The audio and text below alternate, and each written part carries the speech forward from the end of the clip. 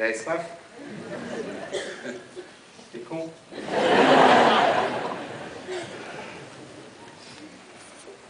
Ça se passe bien sinon? Hein? Oui. Quelle ambiance?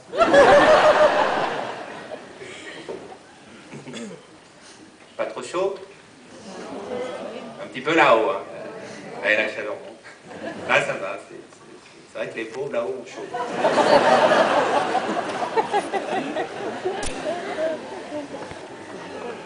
Là-haut, tout à l'heure, je suis allé, c'était un enfer.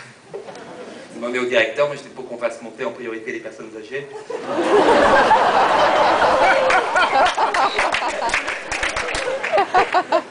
Il y a un problème de retraite. Hein. Là, ils ont commencé 62 ans, 63, 64, 70. Je pense qu'un jour, ils nous feront travailler en phase terminale. En soins palliatifs.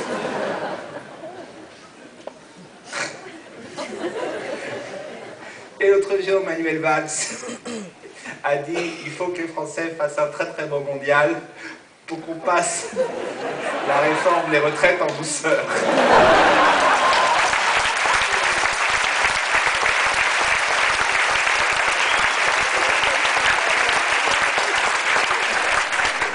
On a une belle équipe, hein. Un proxénète, pardon. Un tricheur et des blessés. Et Anelka maintenant. Anelka qui se met à plagier Didier Porte.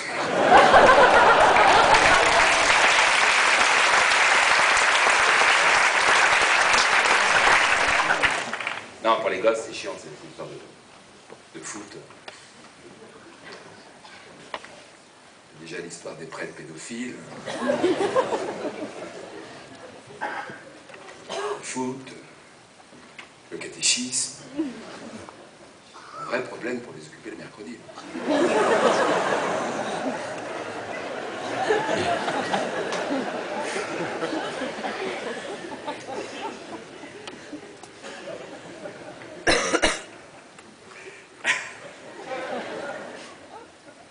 En même temps, c'est peut-être bien que l'équipe de France se plante. Non, c'est vrai, si l'équipe avait été championne comme ça, c'est mieux pour le... Ah si, tu te rappelles la fois où on est reparti sans avoir rien gagné, c'était quand Sarkozy était au pouvoir. Ah oui, c'est vrai.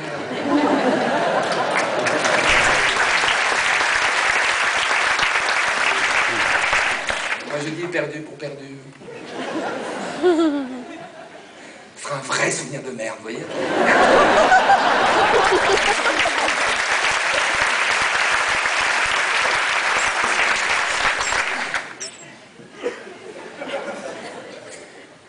toute façon, moi, je me suis mis à plus soutenir l'équipe de France quand j'ai appris qu'ils avaient pris Éric Besson sur LCI comme consultant. Éric Besson, d'ailleurs, qui a regretté qu'il y ait... C'est drôle, ceci. Il a regretté qu'il n'y ait pas de joueurs maghrébins dans la sélection de Domenech. Et je me suis dit, ben, Éric Besson qui a expulsé des centaines de milliers de sans-papiers et qui s'enquiert du sort de 3 joueurs maghrébins. C'est un peu comme si le PDG de BP nous disait oh, ils exagèrent en Louisiane, ils pourraient faire du tri sélectif.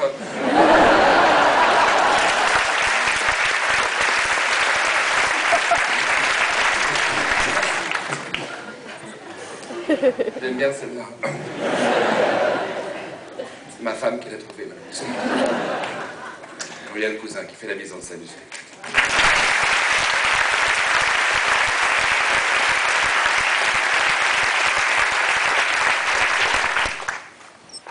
Ma femme est plus méchante que moi. Petit poids à tabac, c'est elle aussi. Ouais. J'espère qu'elle va le traîner pendant des années.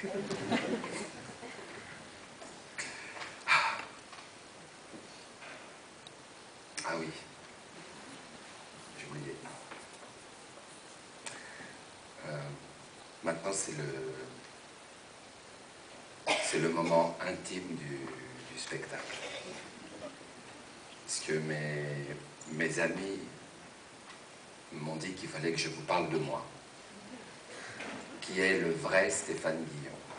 Ses angoisses, ses doutes, ses joies.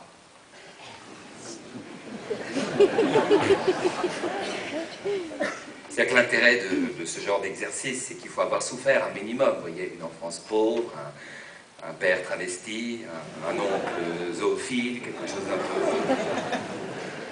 Moi, je suis très pénalisé. Naissance à Neuilly,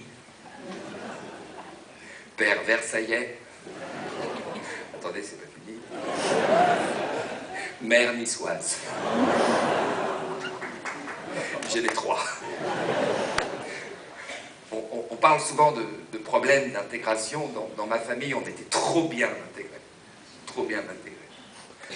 Mon père, par exemple, appelait ses grands-parents bon papa et bonne maman. Et moi, il m'appelait Fanou. Diminutif de Stéphane. On était trop bien intégrés. Mon père a une culture, éducation chez les jésuites, un cauchemar. Petit. Si on passait rue de Valois en voiture et qu'on demandait qui était Valois, 1 heure d'explication. Qui était Valois? Bonne question, Fanou. C'est Laurence qui l'a posé, papa. Oui, à l'époque, j'avais pas encore mué, donc en voiture, mon père... Qui était Valois? Bonne question, Lolo. Valois, les enfants, de son vrai nom, Philippe VI, régna sur la France de 1328 à 1350, ce qui, pour l'époque, était énorme. On crevait comme des mouches. Mais Louis XIV, qui a vécu très vieux, papa, ta gueule, Lolo, le relance pas, merde, enfin. Louis XIV, Fanou, était une force de la nature, 77 ans. Il a d'ailleurs fini dans des conditions d'hygiène atroces.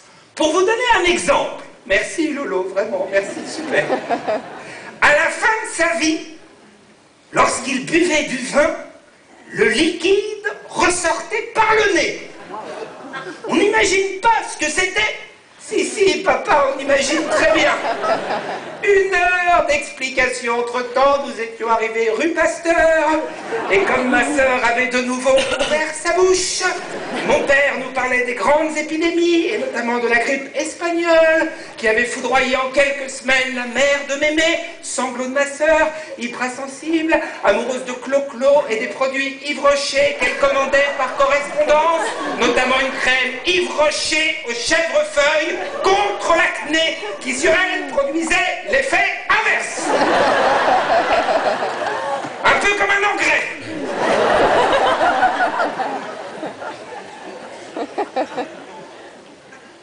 Non, j'ai rien, bien. J'aurais été chouchouté, préservé, femme de ménage à la maison, cours privé, vacances au ski. J'ai ma flèche. J'ai eu l'enfance de Jean Sarkozy. Un espoir pour tous les nantis, on peut s'en sortir. On peut s'en sortir. Et puis question origine, c'est la cata. La cata, plus français, c'est impossible. Français du centre, sartois, aucun mélange. En cas d'épuration ethnique, la famille Guillon sera la dernière à rester en France. Avec les 2 milliers.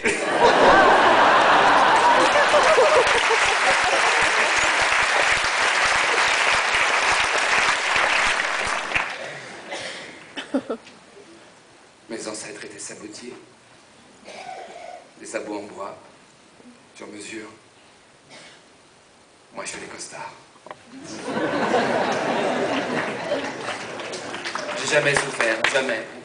Récemment encore, j'avais mes 4 grands-parents et une grand-mère qui piquait quand on l'embrassait. Je crois que mon désir de barbe vient de là. Piquer l'autre, à moins qu'il me pique.